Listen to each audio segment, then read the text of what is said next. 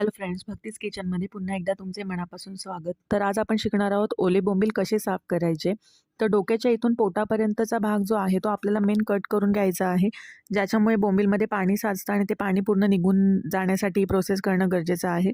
तर शेपटीचा भाग आणि जे एक्स्ट्रा पार्ट असतो तो कट करून घ्यायचा आणि तसंच डोक्याच्या इथून पोटापर्यंत सगळा भाग कट करून संपूर्ण घाण काढून घ्यायची.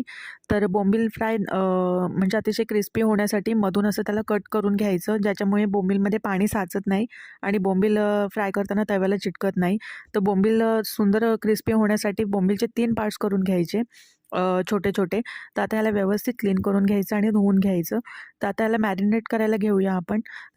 एक्स्ट्रा घाण सगळी काढून टाकून ह्याच्यामध्ये अद्रक, लसूण, हिरवी मिरचीचा क्रश टाकून घेत आहे आणि मीठ, मसाला, हळद आणि तसेच त्याला रवा आणि तांदळाच्या पिठाची कोटिंग करून मी व्यवस्थित फ्राय करून घेत आहे. तुम्ही पाहिजे त्याला डीप फ्राय करू शकता, शॅलो फ्राय करू शकता. तर आता तुम्ही बघत